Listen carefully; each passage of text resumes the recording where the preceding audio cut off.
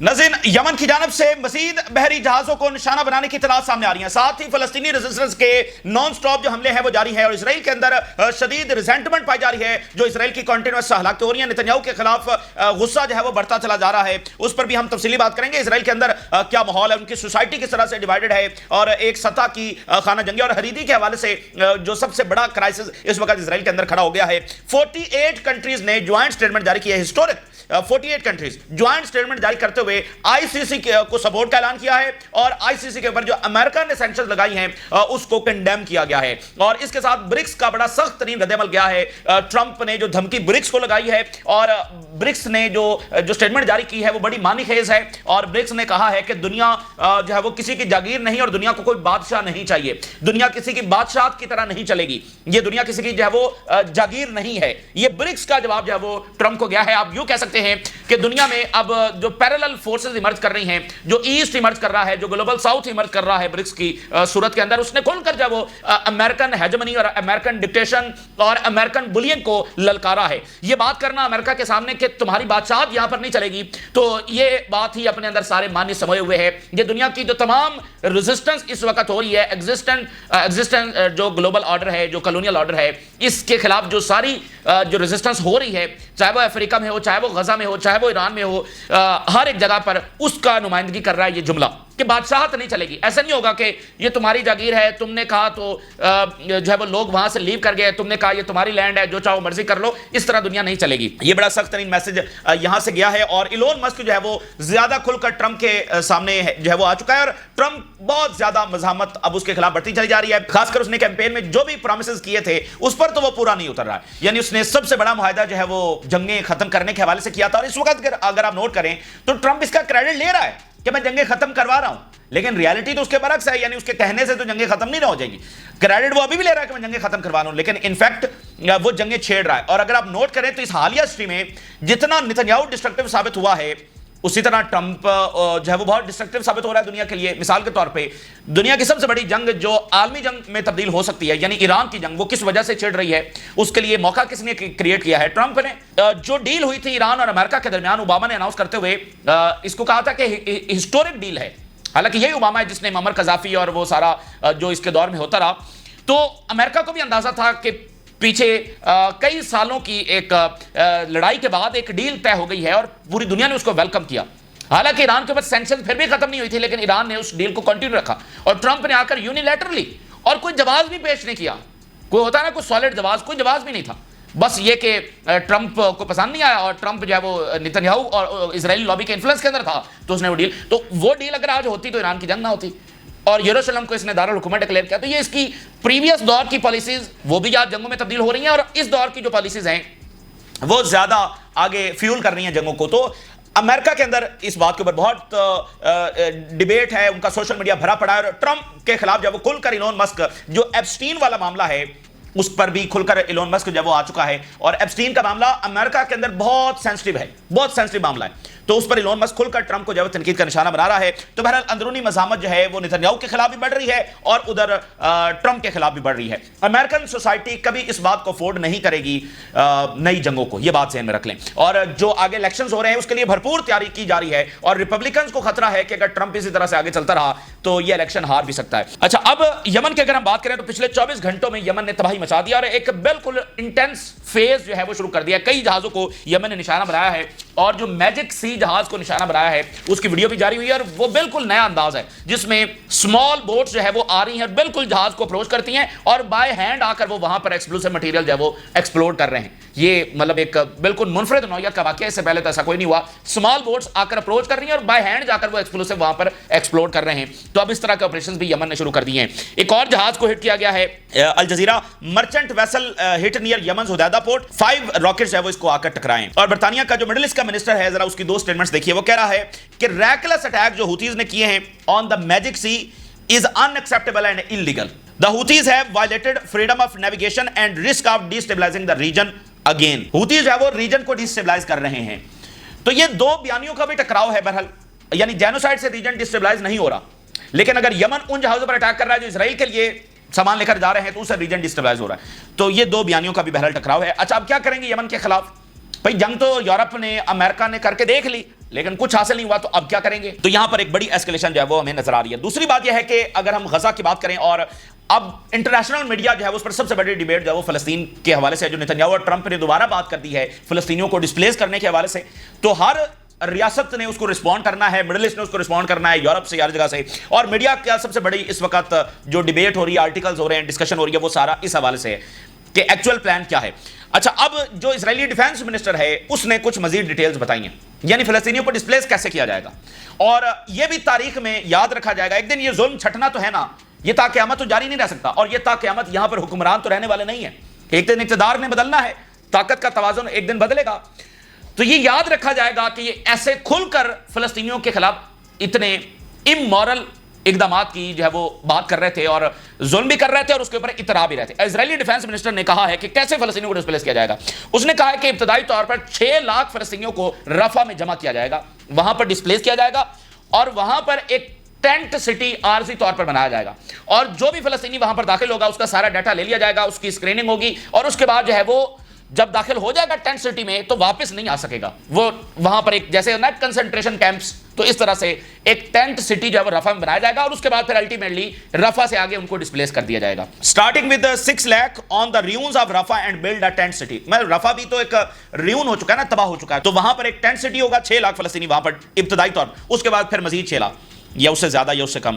Israeli forces will be screening who enters the tent city. جو بھی داخل ہوگا وہ اسرائیلی فوج پہلے اس کو چیک کرے گی, اسکریننگ کرے گی, پھر وہ داخل ہوگا. ونس دے انٹر, جب کوئی داخل ہو گیا, they will not be able to leave, پھر وہ وہاں سے واپس نہیں نکل سکتا, یعنی دوبارہ غزہ کی طرف وہ نہیں آ سکتا. They will be there and D radicalised.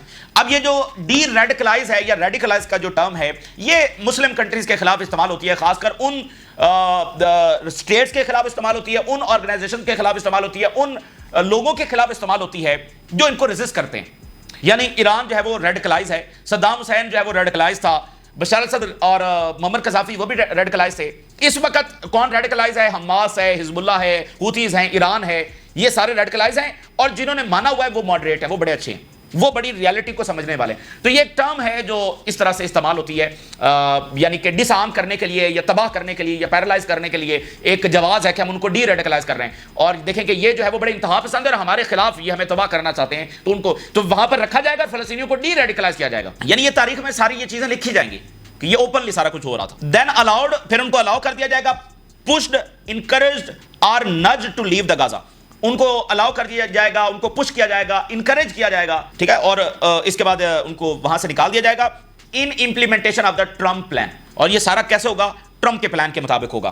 تو ٹرمپ نے ایک سٹیٹمنٹ جاری کر کے ان کو ایک شیلڈ سی دے دی ہے کہ وہ جو بھی اپنی یہاں پر ظلم اور بربریت اور سفاکیت کر رہے ہیں وہ اسی شیلڈ میں, کہ ہم تو ٹرمپ کا منصوبہ پورا کر رہے ہیں. اچھا جی, نتنیاہو کی ایک سٹیٹمنٹ بڑی امپورٹنٹ ہے, ذرا دیکھیے. Netanyahu says he will work out a peace with moderate Palestinians. کن کے ساتھ امن کروں گا؟ ان فلسطینیوں کے ساتھ جو ماڈریٹ ہیں. But they will not have the power to threaten Israel, اور ان کے پاس یہ طاقت نہیں ہوگی کہ وہ اسرائیل کو تھریٹن کر سکیں. یہ جو اسرائیل کی فلسفی ہے نا کہ تھریٹن, تو وہ دنیا میں شاید ہی ایسا کوئی ملک ہوگا جو اتنے ملکوں کو انویڈ کر چکا ہے اور بوم کر چکا ہے صرف اس نام کے اوپر کہ مجھے اس سے خطرہ ہے. دوسری بات, یہ جو ہے نا ماڈریٹ, یہ بھی اپنے اندر ایک گہری تاریخ رکھتی ہے اور مستقبل رکھتی ہے. جو زائنسٹ لیڈرز تھے اور ان کے خطوط جو پچھلی صدی کے شروع کے ہیں, وہ اب بھی ان کی ویب سائٹس کے اوپر آپ کو آن ریکارڈ مل جائیں گے. اس میں انہوں نے پورا پلان دیا تھا ان کو. ہم پچھلی صدی کے شروع کی بات کر رہے ہیں, اس میں جو لیٹرز ہیں, جو انسٹرکشنز دی گئی تھی, اس میں پورا پلان تھا کہ یہاں پر آگے سے آگے کیسے بڑھنا ہے, ایکسپینشن کیسے ہوگی. بھئی شروع میں تو یہ سارے علاقے ان کے پاس نہیں تھے. یہ تل اویو بھی تو ایک فلسطینی گاؤں کے اوپر بنایا گیا ہے نا. تو اسی طرح یہ جو کہتے ہیں آن دا ریونز آف غازہ, تو یہ بہت سارے ان کے جو شہر ہیں وہ اسی طرح سے ماضی میں بنے ہیں. پہلے ان کو تباہ کیا گیا اور پھر ان کے اوپر اپنے نئے شہر جو بسائے گئے. تو ان کے جو زائنسٹ لیڈرز ہیں وہ کہا کرتے تھے کہ جب تک فلسطینی, بات بڑی امپورٹنٹ ہے, جب تک فلسطینی آزادی کی ول چھوڑ نہیں دیتے تب تک فلسطینیوں سے کوئی بامانی مذاکرات نہیں ہوں گے. یعنی مذاکرات تو 100 سال سے ہو رہے ہیں, لیکن وہ مذاکرات جس میں کوئی پرماننٹ سولوشن ہو جائے, بامانی مذاکرات, وہ فلسطینیوں سے نہیں ہوں گے تب تک جب تک فلسطینی آزادی کی ول چھوڑ نہیں دیتے, جب تک وہ اپنی ریاست کے مطالبے سے پیچھے نہیں ہٹ جاتے. تو اب نتنیاہو اصل میں اسی بات کو دہرا رہا ہے, اور اس بات کو دہرا رہا ہے کہ ظلم جاری رہے گا until and unless کہ فلسطینی یہ اعلان کریں کہ وہ فلسطینی ریاست نہیں چاہتے. اس کے بعد ہم دیکھیں گے کہ ان کا کیا کرنا ہے, ان کو کہاں ڈسپلیس کرنا ہے, یا کہیں بارڈرز کے اوپر ان کو بسا دیا جائے گا, یا کہیں جارڈن بارڈر پہ, یا سینائی میں, یا کہاں ان کا کیا کرنا ہے, وہ بعد میں دیکھیں گے. اور پتہ نہیں کتنے فلسطینی اس وقت بچے ہوں گے، تو رائٹس ان کو نہیں ملیں گے.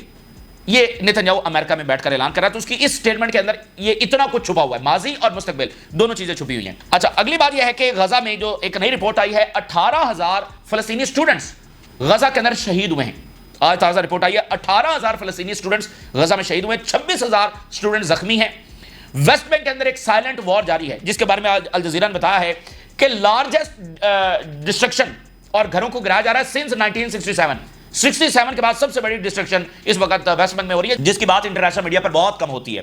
تو ویسٹ بینک کے اندر ایک سائلنٹ وار جاری ہے، اور ویسٹ بینک کے اندر 140 فلسطینی اسٹوڈنٹ شہید ہوئے ہیں، 927 فلسطینی اسٹوڈنٹ جو وہ زخمی ہیں. تو یہ ان کا ایک پروجیکٹ جس کی ہم نے کل بھی رپورٹ آپ کے سامنے رکھی تھی کہ غزہ پر قبضہ، ویسٹ بینک کے اوپر جو ان کے جو شیطانی منصوبے ہیں وہ جاری ہیں. تو سوال پھر وہیں پر آ کر کھڑا ہو جاتا ہے کہ اگر فلسطینیوں کے لیے کوئی محفوظ جگہ نہیں ہے، اگر ان کے لیے کوئی ریاست، کوئی رائٹس نہیں ہے، تو پھر باقی مڈل ایسٹ کی ریاستیں اپنے لوگوں کو کیا جواب دیں گی؟ کسی کے پاس کوئی گنجائش نہیں ہوگی، میں آپ کو بتا دوں. اس لیے یہ جس راستے کے اوپر اسرائیل چل رہا ہے وہ صرف تباہی کا راستہ ہے. اب اسرائیل کے اندر بھی اس بات کو انڈورس کیا جا رہا ہے کہ اس راستے پر ہمارے لیے کوئی حفاظت نہیں ہے. ایک ہوتا ہے نا، دیکھیں ایک لیڈرشپ آ جاتی ہے جو ایک فیک آئیڈیالوجی میں اور انتہا پسند آئیڈیالوجی میں پوری قوم کو ڈریگ کر دیتی ہے. ایک تو ان کی سوسائٹی، ان کے سیٹلرز بہت انتہا پسند ہو چکے ہیں، لیکن کہیں کچھ لوگ ایسے ہیں جو ان کو بار بار نشاندہی کر رہے ہیں کہ یہ ہم تباہی کے راستے کو. اب آپ دیکھیے فارمر اسرائیلی ڈپلومیٹ کیا بات کر رہا ہے. Talk of relocating Palestinian is a recipe for catastrophe. یہ پلان جو ہے کہ فلسطینیوں کو ری لوکیٹ کیا جائے گا، یہ صرف تباہی ہے، اس کے سوا کچھ بھی نہیں. یہ کوئی پریکٹیکل پلان نہیں ہے. ہی ایکسپلینڈ دیٹ بوسٹن جو کنسلٹنگ گروپ ہے، جس کے بارے میں ہم نے پوری رپورٹ بتائی ہے، بوسٹن کنسلٹنگ گروپ بنا جس سے یہ GHF بنی ہے، اور اس کا سارا مقصد فلسطینیوں کو ڈسپلیس کرنا اور غزہ پر قبضہ کرنا ہے. Boston consulting group which has been asked to come up with the plan to relocate Palestinian, it does not mean it's implementable. Plan بنا لینے سے یہ مطلب نہیں ہوتا کہ وہ implementable ہے. It does not mean it's practical. تو Boston consulting group, Tony Blair کا انسٹیٹیوشن، ویسٹرن لیڈ، اسرائیلی لابی، نیتنیاہو، امریکہ کی ڈیپ اسٹیٹ، جو بھی یہ پلان مل کر بنا رہے ہیں بوسٹن گروپ کی صورت کے اندر، تو اس کا یہ مطلب نہیں کہ یہ کوئی پریکٹیکل ہے اور یہ کوئی امپلیمنٹیبل ہے. پلان بناتے رہے، یہ خود ان کا ڈپلومیٹ بات کر رہا ہے. It's a recipe for catastrophe. یہ بس اس راستے کے اوپر چلا جا رہا ہے جس میں بس تباہی ہوگی. Because it ensures that no post war agreement in Gaza is durable. اس کا مطلب یہ ہوگا کہ غزہ کے حوالے سے کوئی سسٹینیبل سولوشن جو وہ نہیں بن پائے گا، اور بس تباہی ہوگی اور جنگیں آگے سے آگے بڑھتی چلی جائیں گی. اسرائیل کے اندر غصہ ہے جو ان کی مسلسل ہلاکتیں وہاں پر ہو رہی ہیں، اور وہاں پر اب یہ بہت بات ریپیٹ ہو رہی ہے، اسٹیبلش ہو رہی ہے کہ یہ صرف پولیٹیکل پرپز کے لیے نیتنیاہو کر رہا ہے. Deadly attack on Israeli soldiers stirs tension in Israel. ٹھیک ہے نا، ٹینشنز اور غصہ اسرائیل میں بڑھ رہا ہے. This was a complex attack that happened 500 meters away from the northern fence of Gaza. اچھا، یہ جو پچھلا واقعہ ہوا ہے جس میں 20 اسرائیلی فوجیوں کو نشانہ بنایا گیا، اس کے بارے میں ایک نئی رپورٹ سامنے آئی ہے اور بڑی امپورٹنٹ ہے. یہ واقعہ ہوا کہاں پر ہے؟ غزہ کا جو بارڈر ہے، جہاں پر جو فینس ہے، اس سے صرف 500 میٹر کے فاصلے کے اوپر. یعنی یہ تو وہ ایریا ہے جس کو نیتنیاہو بھی وزٹ کرتا رہا ہے، ڈیفنس منسٹر بھی اور آرمی چیف بھی، اور یہ اتنا ان کے لیے سیکیور ایریا ہے کہ یہاں پر تو حماس ہو ہی نہیں سکتی. دیکھیں نا، بارڈر سے بالکل 500 میٹر کے اوپر حماس پہنچ گئی ہے. اس لیے ابو عبیدہ نے کہا کہ from the ruins of Gaza, کہ وہ بالکل جو لگ رہا تھا کہ یہ ملبے کا ڈھیر ہو گیا ہے، بس میدان بن گیا، وہاں سے فلسطینی ریزسٹنس نکل کر آئی. اور آپ دیکھیے یہ 7 اکتوبر سے یہ ایریا جو ہے یہ ان کے کنٹرول میں ہے. یعنی 7 اکتوبر کے بعد جب سے ان کی فوج داخل ہوئی ہے تو اس کو 20 مہینے ہو گئے ہیں، یہ ایریا ان کے کنٹرول کے اندر ہے، بالکل بارڈر کے ساتھ. وہاں پر حماس کیسے پہنچ گئی، یہ اسرائیل کے اندر بڑا کنسرن ہے. The military in Gaza and the soldiers are dying not to protect Israel but to protect Netanyahu's coalition government. تو یہ دیکھیں، نیتنیاہو نے جو راستہ لیا ہے وہ لمبی جنگ کا راستہ ہے. تو کیا اسرائیلی سوسائٹیز کو لمبی جنگ کے لیے تیار ہے؟ تو وہاں پر یہ بات اب کھل کر مزید اس واقعے کے بعد وہ کہہ رہے ہیں کہ یہ اسرائیل کو پروٹیکٹ کرنے کے لیے اسرائیلی فوجی جانے نہیں دے رہے ہیں، نیتنیاہو کی گورنمنٹ کو بچانے کے لیے جانے دے رہے ہیں. The operation in بیت Hanan is the most dangerous since October 7, 2023. Israeli media, Israeli president کہہ رہا ہے this is a very painful news اور this war must be ended, withdraw from Gaza, release all prisoners and stop the bloodshed. یہ اسرائیل کا ایک political leader ہے، ٹھیک ہے نا، جنگ کو جو ہے وہ روکا جائے. یہ اسرائیل کے اندر کی صورتحال ہے. اور حماس کی سٹیٹمنٹ جاری ہوئی ہے، اور جو میں نیتنیاہو کی سٹیٹمنٹ کے حوالے سے بات کر رہا تھا، ول کو توڑنا، یہ ان کا اصل مقصد رہا ہے پچھلی صدی سے.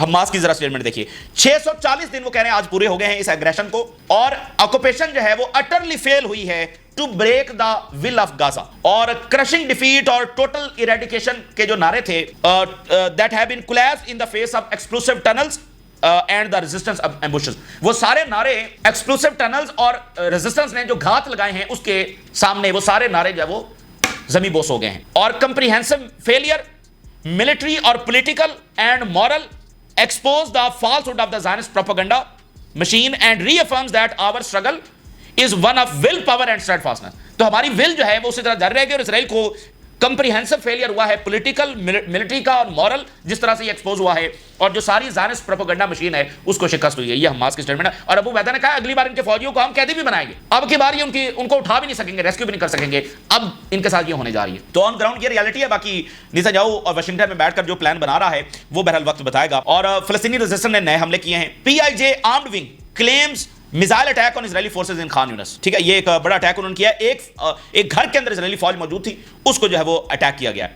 اس میں بھی ان کی کیجوالٹیز ہوئی ہیں. تو یہ مسلسل کیجوالٹیز ہے وہ ان کی ہو رہی ہیں. دوسری بات یہ ہے کہ دنیا کھڑی ہو رہی ہے. ٹھیک ہے نا, دنیا امریکہ کے خلاف کھڑی ہو رہی ہے.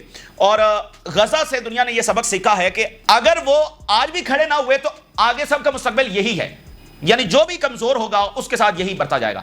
اور کمزور ریاستیں تو ہیں, پھر طاقت کیسے حاصل کی جائے؟ طاقت حاصل کی جائے گی اتحاد سے. تو دنیا جو ہے وہ کھڑی ہو رہی ہے. سب سے پہلے جو برکس کا جواب آیا ہے, برازیل کے پریزیڈنٹ نے برکس کے بہاف کے اوپر رسپونڈ کیا ہے ٹرمپ کو. جو ٹرمپ نے دھمکی لگائی ہے کہ ہر ملک کے اوپر ایکسٹرا ٹیرف لگیں گے جو برکس کے ساتھ جائے گا, اس کا جواب برازیل سے آیا ہے. ساؤتھ امریکہ کا ملک ہے برازیل, بڑا انپورٹنٹ ملک ہے. ذرا اسٹیٹمنٹ دیکھیے, اور سخت ترین statement. World does not want an emperor, Brazil president to Trump over BRICS tariff threat. میں نے آپ کو بتایا نا کہ غزہ, ایران, افریقہ, ایک یہ جو ریزسٹنس جہاں جہاں پر ہو رہی ہے سسٹم کے خلاف, یہ اس کی نمائندگی کرتے ہوئے جواب دیا گیا ہے کہ دنیا جاگیر نہیں ہے کہ جیسے تم چاہو گے بس ویسے ہی ہوگا. اب دیکھیں نا, یہ جو فلسطینیوں کو ڈسپلیس کرنے کی بات ہے, ان کی اپنی زمین سے, یہ بھی تو ایک بادشاہت ہی ہے نا کہ جیسے وہ چاہیں گے کر لیں گے, تو ایسے نہیں ہوگا. تو یہ سب کی نمائندگی میں جواب دیا گیا اور امریکہ کو کھل کر للکارا گیا. اور بڑی دہائیوں کے بعد ایسی کوئی طاقت پیدا ہوئی ہے جو للکارنے کی پوزیشن کے اندر ہے. گلوبل چائنا کا media, Brazilian president says it was very mistaken and very ارریسپانسبل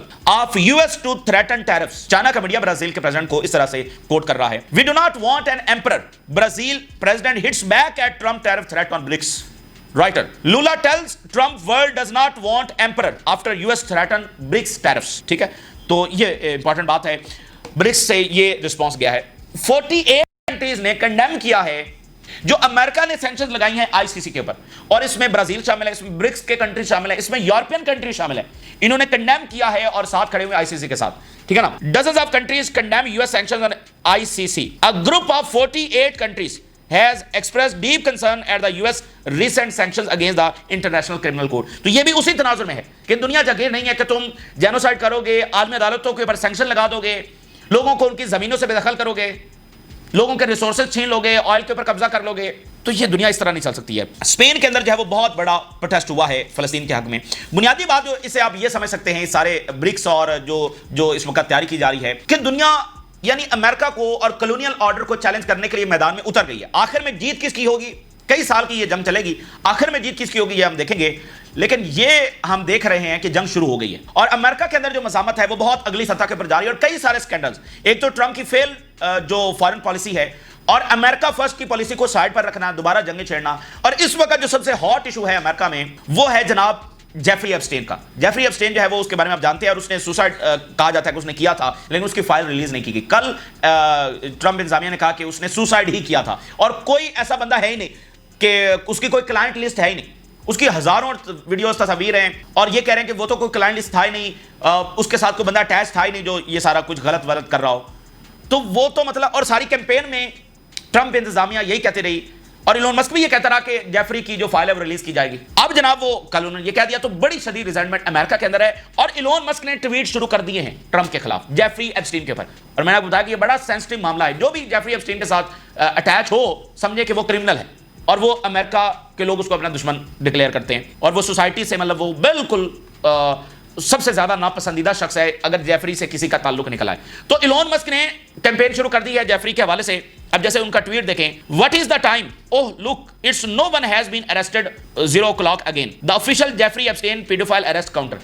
اب اس نے ٹویٹ کیا ہے کہ کتنے لوگ جیفری کے کیس میں گرفتار ہوئے ہیں, اور وہ کہہ رہے ہیں ایک بھی گرفتار نہیں ہوا. ٹھیک ہے, تو اس طرح سے اس نے باقاعدہ کیمپین. اب اس کے اوپر جو آپ دیکھیں 36 ملین ویوز ہیں اور 454 کے لائکس ہیں. امریکہ میں یا پوری دنیا میں کس کے پاس یہ انفلوئنس ہے؟ تو ایلون مسک نے کہا تھا ٹرمپ کو کہ تم میری وجہ سے جیتے ہو. تو اب دیکھیں نا, ٹرمپ کو اتنی بڑی مزاحمت, 454 کے لائکس ہیں اور 36 ملین ویوز ہیں. یہ وہی پلیٹ فارم ہے جس سے اس نے ساری الیکشن کیمپین کی ہے. تو ٹرمپ صاحب کو چاہیے کہ وہ کنٹروورسی سے دور رہیں, اور غزہ جیسے ایک ایسے معاملے سے جس کو ساری دنیا انڈورس کر چکی ہے کہ یہ سیدھا سادہ ظلم ہے، اس میں یہ جتنا انوالو ہوگا یہ اتنا اس کی ریپیوٹ تباہ ہوگی، اتنا یہ کنٹروورشل ہوگا، اور اندرونی طور پر اپنے کنٹری میں ایز اے پریزیڈنٹ یہ اتنا ہی کمزور ہوگا.